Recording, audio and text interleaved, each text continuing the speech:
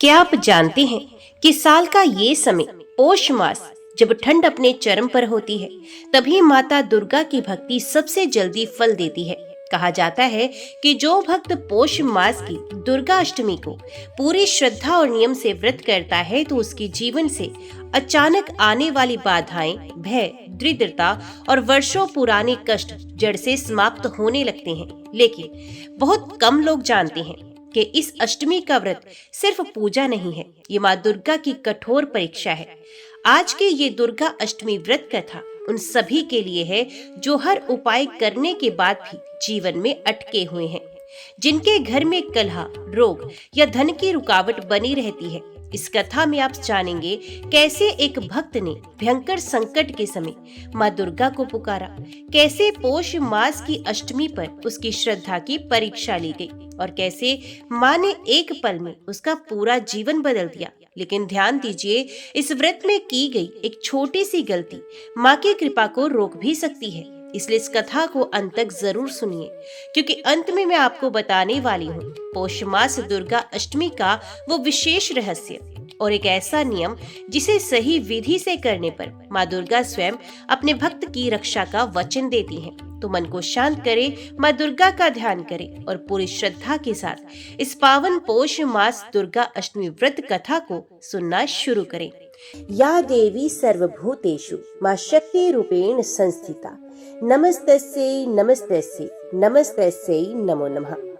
ब्रह्मांड की सृष्टि के आरंभ में जब सत्व, रज और तम की शक्तियां कार्यरत थी, तब आदि शक्ति स्वयं ब्रह्मा, विष्णु और महेश में विभाजित हुई।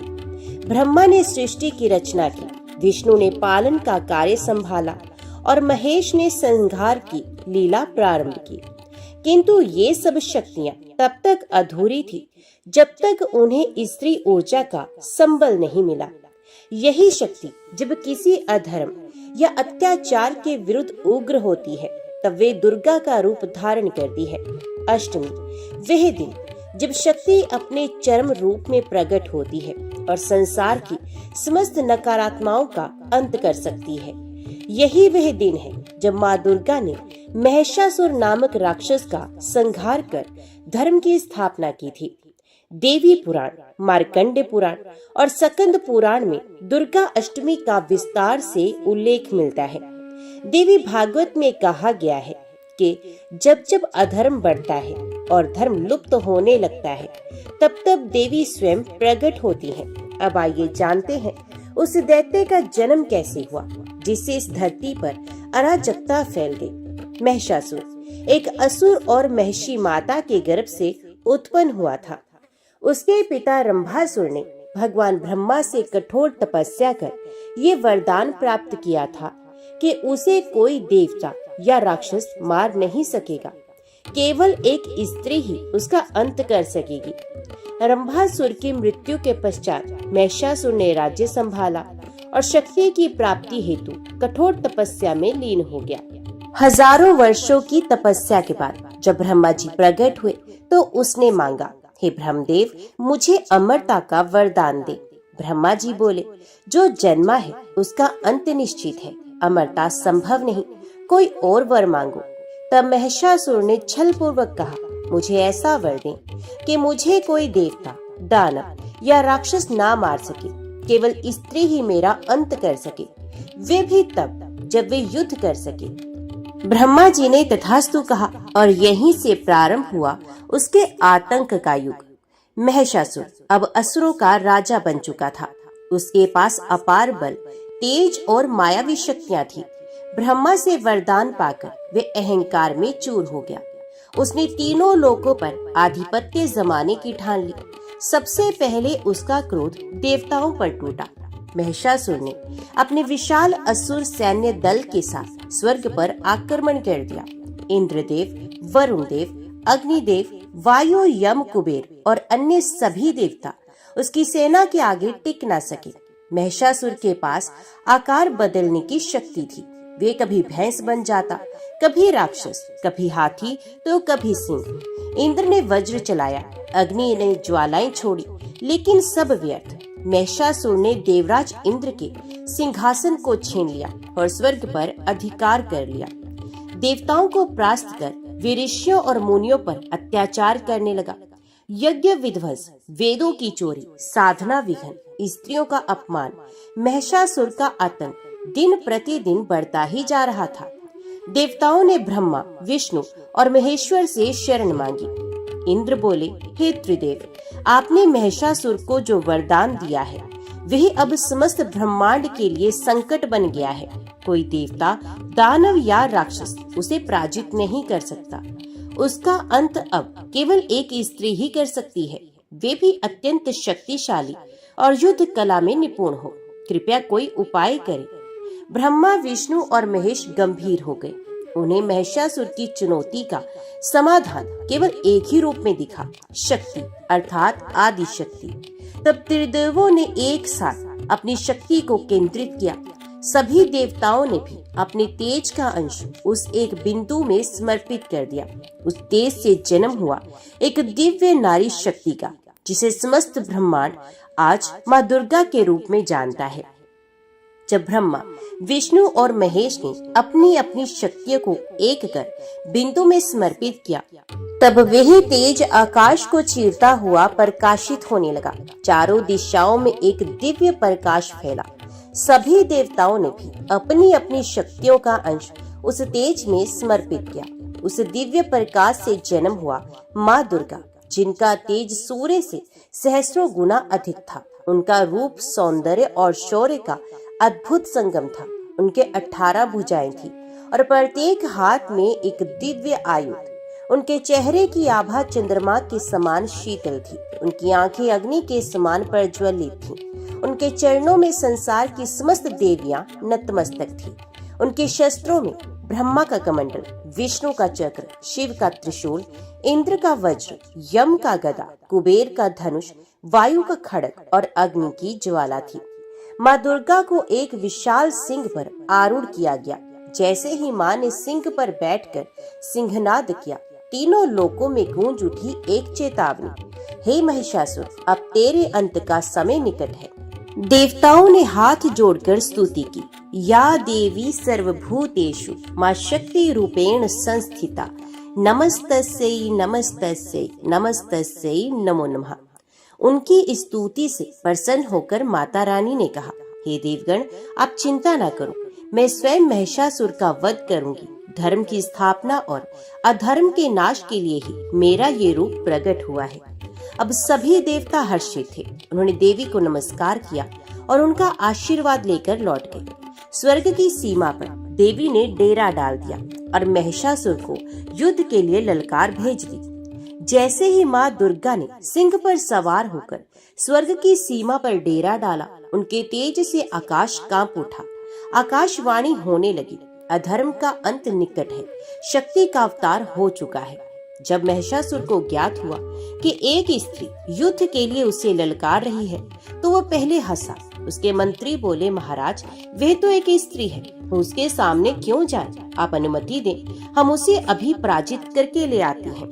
महिषासुर ने अपनी विशाल सेना के प्रमुख असुर, सेनापति चिक्षुर, चामर, दुर्मुख, रक्तबीज, महाहनु, अंधक, वाशकल और कई मायावी राक्षसों को भेजा। देवी शांत थी, वे युद्ध की रेखा के पार खड़ी थी, पर जैसे ही असुरों ने उनकी सीमा पार की, देवी का रूप विकराल हो गया। उनकी आंखें ज्वाला समान प्रज्वलित हुई और उन्होंने पहला अस्त्र चलाया, त्रिशूल। त्रिशूल से चिक्षुर का अंत हुआ, चक्र से चामर के 2 टुकड़े हो गए, गदा से अंधक की छाती फट गई, धनुष से निकला अग्निबाण वाशकल को भस्म कर गया। सिंह गर्जा और उसने असुरों की सेना में हड़कंप मचा दिया। आकाश से देवता पुष्प वर्षा करने लगे। माँ का ध्वज स्वर्ग के ऊंचे गगन में लहराने लगा। यह कोई सामान्य युद्ध नहीं था, ये धर्म और अधर्म के बीच महासंग्राम था। जैसे ही असुर सेना के प्रमुख मारे गए, महिषासुर को क्रोध आ गया। उसने स्वयं युद्ध भूमि में आने की ठानी। उसने अपना रूप बदला। वे कभी भैंस, कभी सिंह, कभी मनुष्य और कभी हाथी बन रहा था। माँ दुर्गा अब मुस्कुरा रही थी। उन्हें ये संकल्प पूर्ण करना था, तो देवी ने कहा, हे महिषासुर, तेरा अंत निश्चित है। तू चाहे जितने भी रूप धारण कर ले, मेरी शक्ति तुझसे अधिक है। प्रथम दिन युद्ध का पहला दिन था। महिषासुर ने अपने 10,000 सैनिकों की सेना भेजी जो जल, थल और आकाश से हमला कर सकती थी। माँ दुर्गा ने शिव के त्रिशूल से आकाश में शत्रुओं के विमान गिराए, विष्णु के चक्र से धरती पर दौड़ते रथों को काट डाला और अग्नि के धनुष से अग्नि बाणों की वर्षा की। देवताओं ने ऊपर से देखा और जय जयकार की, जय माँ भगवती, जय माँ दुर्गा। दूसरा दिन असुर सेनापति दुर्मुख ने माया रची और माँ दुर्गा के सामने उनके ही जैसे 10 रूप बना दिए, जिनसे भ्रम हो गया। माता मुस्कुराई, उन्होंने अपनी आंखों से तेज की अग्नि निकाली और माया रूपों को जला डाला। तीसरा दिन अब देवी ने अपना विकराल स्वरूप लिया, कालरात्रि, जिसकी सांसों से पर्वत हिल जाए और चरणों की आहट से पृथ्वी डोल उठे। उस रूप से महाहनु नामक राक्षस का अंत किया गया, जिसने अब तक 4 देवताओं को बंदी बनाया था। चौथा दिन माँ के सिंह ने युद्ध में भाग लिया। उस दिन सिंह ने 1000 असुरों को अकेले ही समाप्त किया। देवी ने कमंडल से अमृत छिड़का, जिससे देवताओं की शक्ति लौटी और उन्होंने भी असुरों का प्रतिरोध किया। 5वां और छठा दिन पंचमी को देवी कात्यायनी बनी, पूर्ण शुद्ध शक्ति। षष्ठी को सकंद माता, रक्षण और पोषण का रूप। इन दिनों में उन्होंने एक एक करके महिषासुर के सभी सेनापतियों का संहार कर दिया। 7वां दिन माँ के सिंहनाद से आकाश गूंज उठा। ये काल चक्र की पुकार थी। देवताओं ने आकाश से शंखनाद किया। अब अधर्म के दिन समाप्त होने को हैं। 8वां दिन अष्टमी का दिन माँ के माथे से एक तेज पुंज निकला और उससे जन्मी चामुंडा देवी, जिन्होंने असुरों की उपसेनाओं को समाप्त किया। देवी ने तलवार से एक ही वार में चंड और मुंड का सर काट दिया। 9वीं का दिन अब केवल एक ही युद्ध शेष था, महिषासुर और माता दुर्गा का। आकाश शांत था, परंतु वातावरण में अदृश्य कंपन कर रहा था। माँ दुर्गा सिंह पर आरूढ़ थी। उनकी आंखों से ज्वाला निकल रही थी और हाथों में शस्त्र झिलमिला रहे थे।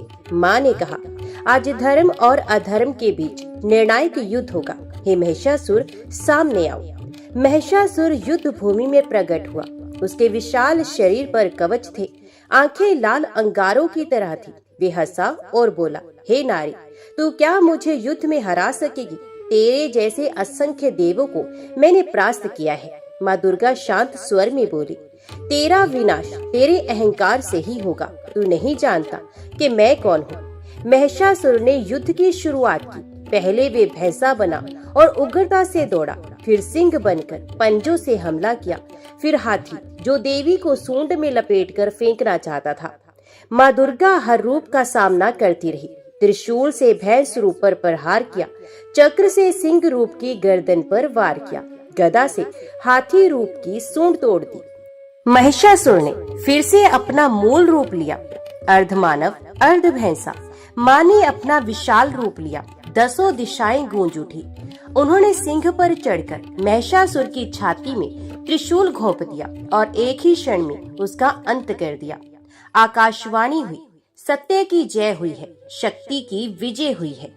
देवताओं ने आकाश से पुष्प वर्षा की। इंद्र, ब्रह्मा, विष्णु, शिव सभी माँ दुर्गा को प्रणाम कर और उनसे कहने लगे, हे माँ, आपने सृष्टि की रक्षा की, हमें पुनः स्वर्ग दिलाया है। हम आपके चरणों में नतमस्तक हैं। माँ ने कहा, जो भक्त दुर्गा अष्टमी के दिन मेरा व्रत, पूजन और कथा श्रवण करेगा, उसके सभी पाप नष्ट हो जाएंगे और उसे मेरी कृपा सदैव प्राप्त होती रहेगी। महिषासुर पर विजय प्राप्त करने के उपलक्ष्य में देवी दुर्गा की पूजा का विशेष पर्व दुर्गा अष्टमी कहलाता है। ये नवरात्रि के 8वें दिन मनाया जाता है, जब देवी दुर्गा का रौद्र और करुणा में दोनों रूपों की पूजा होती है। इस दिन भक्त महिषासुर मर्दिनी के रूप में माँ को नमन करते हैं। शास्त्रों में कहा गया है, दुर्गा अष्टमी का व्रत रखने से जीवन की बाधाएं समाप्त होती हैं, पापों का क्षय होता है और जीवन में शक्ति व समृद्धि का आगमन होता है। अभी हम आपको सुनाने जा रहे हैं एक प्राचीन लोक गाथा, जिसमें माँ दुर्गा ने एक गांव को राक्षसी उत्पात से बचाया और अपने भक्त को जीवन दान दिया। ये कहानी है श्रद्धा, भक्ति और शक्ति की। चलिए आरंभ करते हैं माँ दुर्गा की प्राचीन लोक कथा। बहुत समय पहले की बात है। उत्तर भारत के एक छोटे से गांव कांचनपुर में देवी दुर्गा की एक प्राचीन मूर्ति थी। गांव के लोग उसे जगदम्बा माई कहते थे और वर्ष में 2 बार नवरात्रों पर वहां बड़ा मेला लगता था। गांव के बाहर एक बुढ़िया देवी माई रहा करती थी, जो हर दिन माँ दुर्गा की पूजा करती और उनके नाम का भजन गाया करती थी। लोग उसे पगली कहते, पर वे कहती, माई आएंगी, रक्षक बनकर आएंगी। जब संसार रोएगा, माई हंसकर संकट हरेंगी। उसी समय जंगलों में रक्तासुर नाम का एक राक्षस उत्पात मचा रहा था। कहा जाता था कि वे महिषासुर का वंशज है, जो फिर से माँ दुर्गा को चुनौती देना चाहता था। रक्तासुर की एक शर्त थी, जो भी माँ दुर्गा को पुकारेगा वे मारा जाएगा। गांव भयभीत था, मंदिर वीरान हो गया, पर देवी बाई हर रात दीप जलाकर भजन करती और कहती, रक्तासुर चाहे जितना भी बलवान हो, जब दुर्गा जागेंगी सब संकट मिट जाएगा। और फिर एक रात देवी बाई ने आंखें बंद करके जोर से पुकारा, हे महाकाली, हे जगदम्बा, आओ अपने बच्चों की रक्षा करो। आकाश से तेज बिजली गिरी, मंदिर का दीपक जल उठा और फिर माँ दुर्गा की मूर्ति से तेज प्रकाश निकला। माँ दुर्गा स्वयं प्रकट हुई, शेर पर सवार, हाथों में चक्र, शंख, तलवार और त्रिशूल। उन्होंने देवी बाई की तरफ देखा और कहा, अब तू चैन से दे, अधर्म का अंत होने को है। जंगल में रक्तासुर ने गर्ज कर कहा, मैं फिर से तेरा अपमान करूंगा, हे दुर्गा। माँ ने त्रिशूल उठाया, युद्ध आरंभ हो गया। धरती कांपने लगी, आकाश में रक्त की वर्षा हुई, पर माँ दुर्गा के त्रिनेत्र में ज्वाला थी। उन्होंने चक्र से रक्तासुर के दोनों भुजाएं काट दी, तलवार से उसका मस्तक और फिर त्रिशूल से उसका अंत कर दिया। गांव में शांति छा गई। अगली सुबह जब लोग मंदिर पहुंचे तो माँ की मूर्ति के आगे एक नई मूर्ति दिखी, देवी बाई की, जिसमें लिखा था, जिसने सच्चे मन से पुकारा उसी में माँ का वास हो गया। उस दिन से हर अष्टमी को गांव में देवी बाई मेला लगता है। माँ दुर्गा के साथ उसकी भक्त की भी पूजा की जाती है। जय माँ दुर्गा। माता का आशीर्वाद सदैव आपके साथ हो। अगर आपको ये कथा पसंद आई हो तो वीडियो को लाइक करें, अपने दोस्तों और परिवार के साथ शेयर करें और चैनल को जरूर सब्सक्राइब करें। कमेंट में जरूर लिखें, जय माँ दुर्गा, जय माता दी। अगर आपको भी माँ दुर्गा पर अटूट श्रद्धा है तो ये कथा आपके हृदय को छू जाएगी। आगे की वीडियो को भी अंत तक जरूर सुनिएगा और चैनल को सब्सक्राइब करना ना भूलिएगा, ताकि माँ की महिमा हर घर तक पहुँचे। चलिए अब सुनते हैं एक प्राचीन लोक गाथा माँ दुर्गा और उनके एक सच्चे भक्त की। बहुत पुरानी बात है। एक ऐसा समय जब धरती पर धर्म की ज्योति मंद पड़ रही थी। राक्षसों का अत्याचार इतना बढ़ चुका था कि देवता तक परेशान थे। त्राही माम पुकार हर दिशा में गूंज रही थी। उसी काल में एक छोटा सा गांव था, नवग्राम, जो पर्वतों से घिरा, जंगलों से आच्छादित और आध्यात्मिक ऊर्जा से परिपूर्ण था। इस गांव में एक वृद्ध ब्राह्मण देवधर अपनी पत्नी गायत्री और पोती भव्या के साथ रहता था। देवधर दिन रात माँ दुर्गा की उपासना करते। वे हर अष्टमी को उपवास रखते, माँ को पुष्प, कनेर और धतूरा अर्पण करते और गाते, या देवी सर्वभूतेषु माँ शक्ति रूपेण संस्थिता, नमस्तस्यै नमस्तस्यै नमस्तस्यै नमो नमः।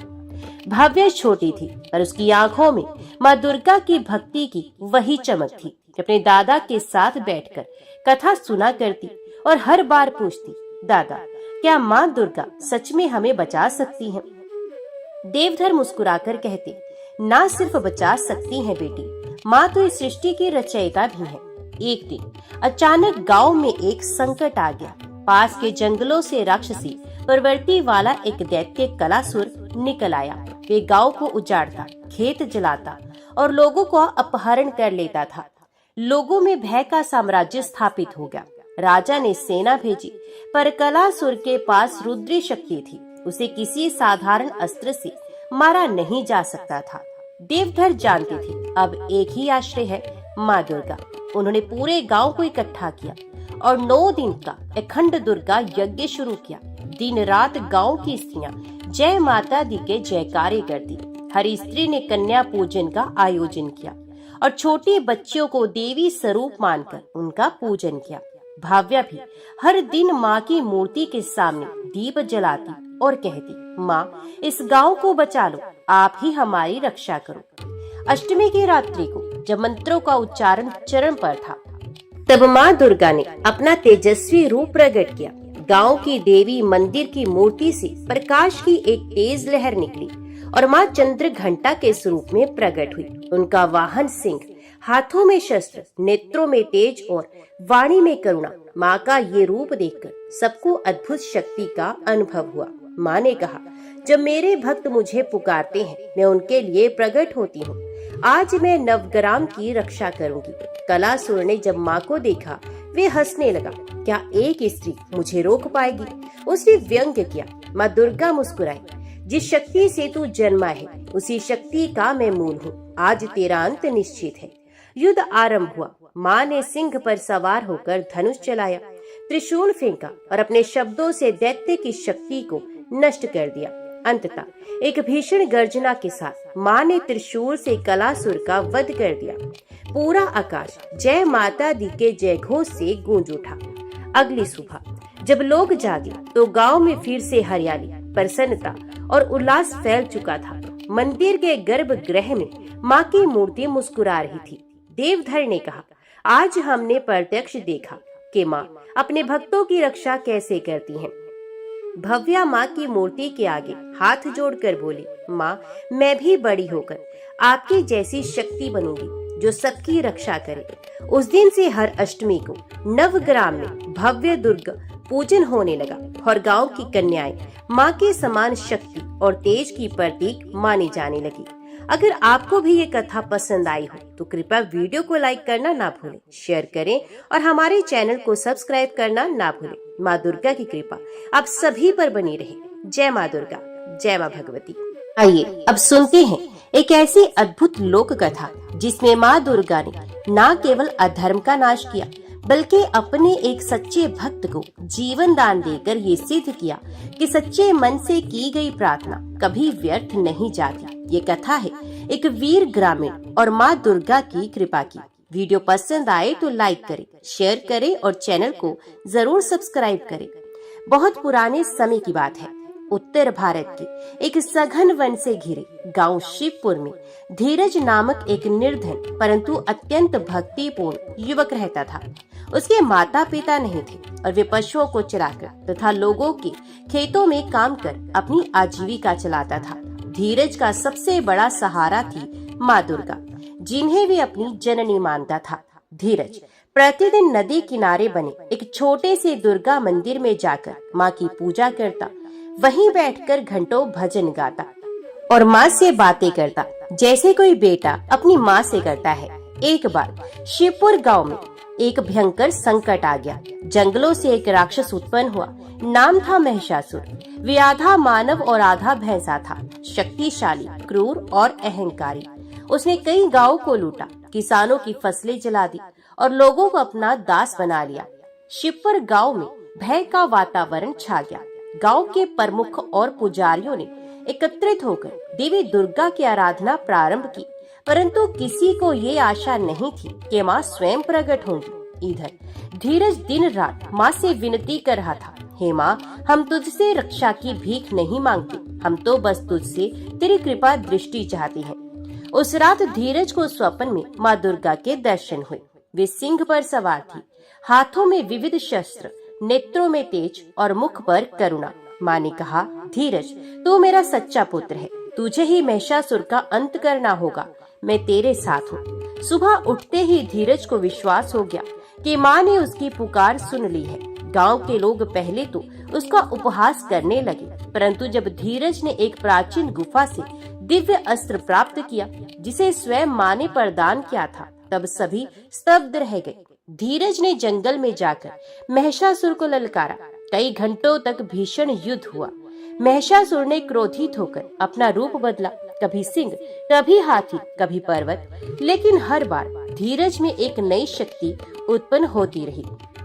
अंततः जब महिषासुर ने एक विशालकाय भैंसे का रूप ले लिया और धीरज को कुचलने के लिए दौड़ा, तभी आकाश में माँ दुर्गा का सिंहनाद गूंजा। माँ ने दिव्य रूप में प्रकट होकर महिषासुर का वध कर दिया और धीरज को अपने आंचल में समेट लिया। गांव के लोग दौड़कर आए। धीरज बेहोश था, पर उसके मुख पर दिव्य तेज था। माँ दुर्गा ने कहा, ये मेरा सच्चा भक्त है। इसकी भक्ति ने मुझे बाध्य कर दिया प्रकट होने के लिए। जो भक्त निष्काम भाव से मेरी उपासना करता है, मैं स्वयं उसकी रक्षा करती हूँ। धीरज को होश आया तो माँ अदृश्य हो चुकी थी, लेकिन उनका वरदान साथ था। गांव में फिर कभी राक्षस नहीं आए।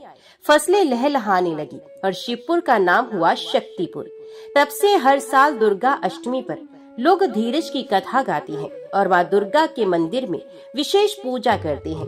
ये सिद्ध हो गया कि सच्चे मन से की गई भक्ति से माँ प्रसन्न होती हैं और अपने भक्तों पर अपनी कृपा बरसाती हैं। जय माता दी। यदि ये कथा आपको भावुक कर गई हो तो कृपया इसे शेयर करें। माँ दुर्गा की कृपा सभी तक पहुँचाए। चैनल को सब्सक्राइब करें और कमेंट में लिखें, जय माँ जगदम्बा, जय माँ अम्बा। उत्तर भारत के पहाड़ी इलाकों में एक छोटा सा गांव था सुरंगपुर। चारों ओर हरियाली, पर्वतों की गोद में बसा, नदियों से घिरा और जंगलों की छाया में लिपटा हुआ। ये गांव दिखने में जितना सुंदर था, उतना ही दुखदाई भी था वहाँ के लोगों के लिए। सुरंगपुर में हर घर में कोई न कोई पीड़ा थी। किसी के खेत सूख गए थे तो किसी के बच्चे बचपन में ही मर जाते थे, तो कोई स्त्री बांझ कहलाती, तो किसी का पति असमय चल बसता।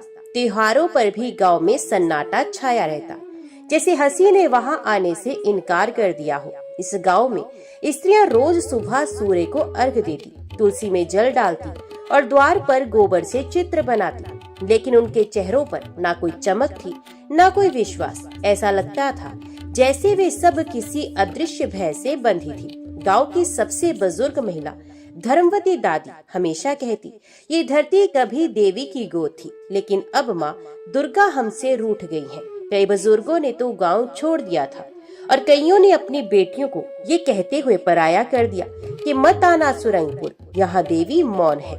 इसी गांव में रहती थी रुक्मणी। उम्र करीब 28 वर्ष, रंग सांवला, आंखों में नमी और चेहरे पर स्थायी थकान। वे एक ब्राह्मण परिवार की बहू थी। पति वसुदेव बीमार और काम करने में असमर्थ था। उनके पास कुछ नहीं था, न संतान, न धन, न कोई मददगार। 2 वक्त की रोटी के लिए रुक्मणी जंगल से लकड़ियां काट कर लाती और गांव में बेचती। रुक्मणी के लिए हर दिन एक युद्ध था, गरीबी से, बीमारी से, समाज से और सबसे बड़ी बात अपने भाग्य से। एक रात्रि आई जब गांव में बहुत तेज आंधी चली, बिजली कड़की और आकाश से वर्षा बरसने लगी। छप्पर से टपकते पानी के नीचे बैठकर रुक्मणी ने अपने फटे आंचल से देवी दुर्गा की मिट्टी की मूर्ति को ढका। वे रोते रोते कहने लगी, हे माँ दुर्गा, सुना है तू चंड मुंड का वध करती है, तो क्या मेरे भाग्य का भी अंत नहीं कर सकती? मैं न धन मांगती हूँ न सुख, बस एक झलक दे दो माँ कि तू मौन नहीं, तू जीवित है। उस रात वे भूखी सोई, लेकिन जब सोई तो कुछ विचित्र हुआ। स्वप्न में वह एक विशाल जंगल में थी। चारों ओर अंधकार था और अचानक वहां एक प्रकाश प्रकट हुआ। उस प्रकाश में एक तेजस्वी नारी प्रकट हुई। 8 भुजाएं, आंखों से दिव्य ज्वाला, शरीर पर लाल वस्त्र और मुकुट से निकलता हुआ तेज। रुक्मणी स्तब्ध थी। देवी ने कहा, रुक्मणी, तू अकेली नहीं है, मैं तेरे भीतर ही हूँ, पर मैं वहीं प्रकट होती हूँ जहाँ विश्वास हो। तू मेरी सच्ची भक्त है। अब समय आ गया है कि तू मुझे फिर से इस गांव में जागृत करे।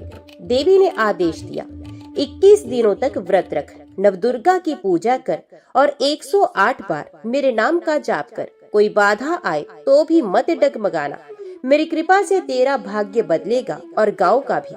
रुक्मणी घबरा गई और वे बोली, माँ, मेरे पास ना तेल है, ना घी है, ना अन्न है, पूजा कैसे करूं? देवी ने मुस्कुराकर कहा, श्रद्धा हो तो फूल भी पर्याप्त है। स्वप्न समाप्त हुआ और रुक्मणी की आंख खुल गई। अगली सुबह जब सूरज की पहली किरणें आई तो रुक्मणी ने अपने पति के पास बैठकर कहा, मैंने माँ को देखा है वसुदेव जी, अब मैं पूजा करूंगी, चाहे भूख से मर जाऊं, लेकिन व्रत नहीं तोड़ूंगी। पति ने उसकी आंखों की चमक देखी और कुछ नहीं कहा, बस आंसू बहा दिए। रुक्मणी ने अपने छोटे से घर में मिट्टी का छोटा सा चौकोर मंदिर बनाया। उसमें माँ शैलपुत्री की एक चित्र छवि रखी जिसे उसने खुद हाथ से बनाया था। तुलसी से लाए पत्ते, जंगल से लाए फूल और नदी का जल, यही उसकी पूजा सामग्री थी। गांव की स्त्रियां हंस पड़ी। देखो जरा, ये गरीब औरत देवी को मना रही है, खुद के पास रोटी नहीं और पूजा करेगी। लेकिन रुक्मणी ना हिली ना ही डरी। उसने 108 बार माँ दुर्गा का जाप किया। ओम एम हीम क्लीम चामुंडाय विच्चे। उसके घर के पास खड़ा पीपल का पेड़ एकाएक हिलने लगा और एक छोटी सी धूप बत्ती की लौ अपने आप जल उठी। उस रात वसुदेव को पहली बार बिना खांसी के नींद आई। रुक्मणी ने कुछ नहीं कहा, लेकिन उसकी आंखों में पहली बार उम्मीद की हल्की सी चमक थी। गांव का पीपल धीरे धीरे अपनी पत्तियां हिला रहा था, मानो माँ दुर्गा ने मौन में उत्तर दे दिया हो, मैं जागूंगी। रुक्मणी के भीतर से, हर स्त्री के भीतर से। रुक्मणी की आंखें सुबह जल्दी खुल गई। बाहर अभी अंधेरा था, लेकिन उसका मन भीतर से रोशन हो चुका था। बीती रात जो देखा वो कोई साधारण सपना नहीं था, वो था दिव्य दर्शन, एक आवाहन, एक आज्ञा। वे धीमे से उठी, आंगन में आई। आकाश में टिमटिमाते तारे अब विदा लेने को थे। उसने अपनी आंचल से पीपल के पत्तों पर जमी ओस को हटाया और झुककर कहा, माँ मैं तैयार हूँ। भले अन्न न मिले, जल भी ना हो, पर मैं तुम्हारे व्रत में डगमगाऊंगी नहीं। उस स्वप्न में माँ की आंखें अब भी रुक्मणी की स्मृति में जल रही थी। ऐसा तेज, ऐसा सौंदर्य, जैसे अनगिनत सूर्यों का प्रकाश एकत्रित हो गया हो। वे याद करती रही माँ के वो 8 हाथ, एक हाथ में त्रिशूल, संकट का नाश करने वाला, दूसरे में कमल, करुणा का प्रतीक, तीसरे में चक्र, न्याय का प्रतीक, चौथे में गदा, रक्षक का प्रतीक, और बाकी हाथों में वर मुद्रा, अभय मुद्रा, धनुष और जल पात्र। देवी की वाणी अब भी उसके कानों में गूंज रही थी। 21 दिन की साधना कर रुक्मणी, नवदुर्गा की आराधना से तू मुझे प्रसन्न करेगी, मैं तेरे भीतर हूँ। उसने लकड़ी के एक छोटे से पटरे पर लाल कपड़ा बिछाया, एक मिट्टी के कलश में जल भरकर नारियल रखा और ऊपर आम के 5 पत्ते। यहीं से शुरू हुई उसकी नवरात्र साधना। हर दिन रुक्मणी एक एक रूप की पूजा करेगी। शैलपुत्री, ब्रह्मचारिणी, चंद्रघंटा, कूष्मांडा, सकंद माता, कात्यायनी, कालरात्रि, महागौरी और सिद्धिदात्री। जब गांव की कुछ स्त्रियों ने देखा कि रुक्मणी सुबह सुबह तुलसी के पत्ते, आंवले की डाली और नदी से लाया जल लेकर पूजा कर रही है, तो हंसी उड़ाने लगी और कहने लगी, कहाँ ये भूखी औरत और कहाँ देवी की आराधना। माँ दुर्गा की तो घी, कपूर, चंदन चाहिए, ये क्या पत्तों से पूजा करेगी। रुक्मणी ने कुछ नहीं कहा। उसका ध्यान अब संसार से हटकर केवल माँ की ओर था।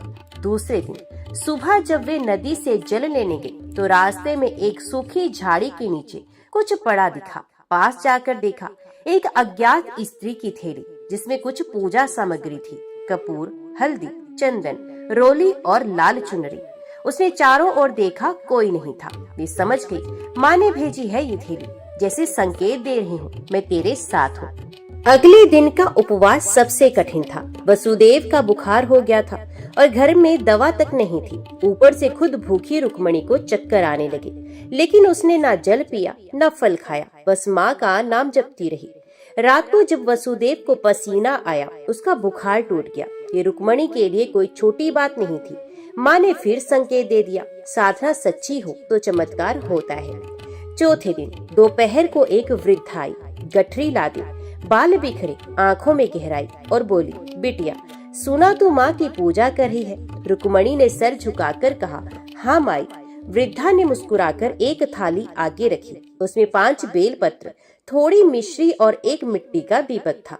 उसने कहा, माँ के लिए है, ले जा और 8वें दिन मुझे बुला लेना। शायद माँ फिर जागे सुरंगपुर में। किसी को नहीं पता था वो माई कौन थी। वो आई भी अकेली थी और चली भी बिना किसी को बताए।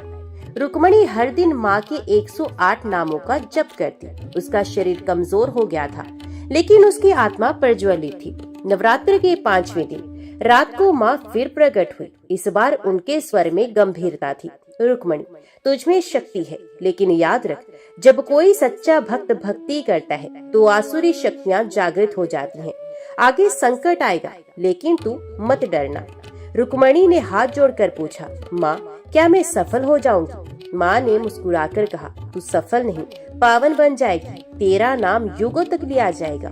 सुबह होते ही रुक्मणी ने माँ चंद्रघंटा की पूजा आरंभ की। इस बार उसने पास की पहाड़ी से एक सफेद फूल लाकर माँ के चरणों में रखा। जब पूजा समाप्त हुई तो आश्चर्य हुआ, घर की छत से जो वर्षों से टपकता पानी गिरता था वो एकदम बंद हो गया। ये कोई साधारण घटना नहीं थी, ये माँ की मौन स्वीकृति थी। तेरा मार्ग कठिन होगा पर मैं साथ हूँ।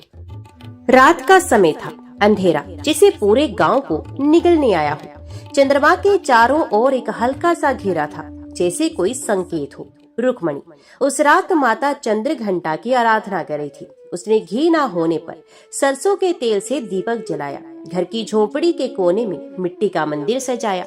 माँ की छोटी सी छवि, तुलसी के पत्ते, आंवले की डाली और एक ही बार निष्ठा। जैसे जैसे रात गहराती गई वैसे वैसे रुक्मणी का मन माँ में स्थिर होता गया। उधर गांव की कुछ स्त्रियां बाहर बैठी थी।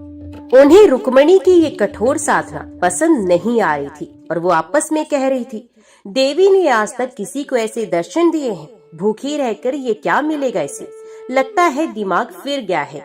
कुछ पुरुषों ने भी कहा, अब इसे भी देवी दिखने लगी, कल को कहेगी कि मैं ही दुर्गा हूँ। रुक्मणी को ये सब सुनाई दे रहा था मगर वे मौन रही। उसने केवल माँ के चित्र की ओर देखा और एक धीमी मुस्कान दी। रात करीब 3 बजे का समय था। वातावरण एकदम शांत था। तभी अचानक झोपड़ी के कोने में रखा पीतल का घंटा अपने आप बज उठा, बिल्कुल स्पष्ट, साफ और लगातार। वासुदेव चौंक कर उठे और बोले, रुक्मणी ये क्या था? रुक्मणी आंख बंद किए बैठी रही। माँ की मूर्ति से एक हल्की सी सुनहरी आभा फैल रही थी। उसने केवल इतना कहा, माँ आई थी।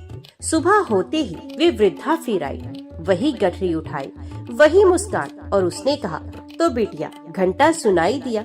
रुक्मणी ने हाथ जोड़कर पूछा, माई आप कौन है?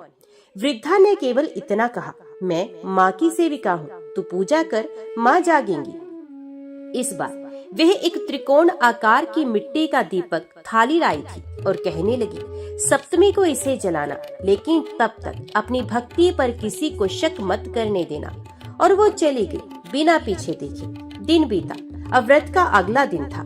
रुक्मणी को चक्कर आ रही थी। कई बार लगा बस अब नहीं हो पाएगा, लेकिन तभी एक बच्ची आई और बोली, माँ ने भेजा है, ये थोड़ी मिश्री ले लो, भूख मिट जाएगी। रुक्मणी ने देखा, हाथ में वही मिश्री थी जो कल बूढ़ी माई लाई थी। वे मुस्कुरा दी और कहने लगी, माँ तू देख रही है, तू साथ है।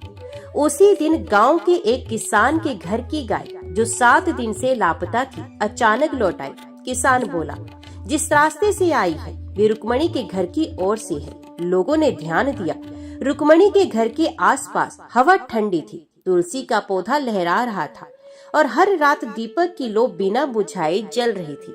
अब गांव के बाहर एक जंगल से एक अजीब खबर आई। एक तांत्रिक भैरवनाथ गांव की सीमा में दिखा था। वे शक्तियों को चुनौती देने वाला साधक था जो कहता था, मुझे देवी दिखा दो वरना ये पूजा ढोंग है।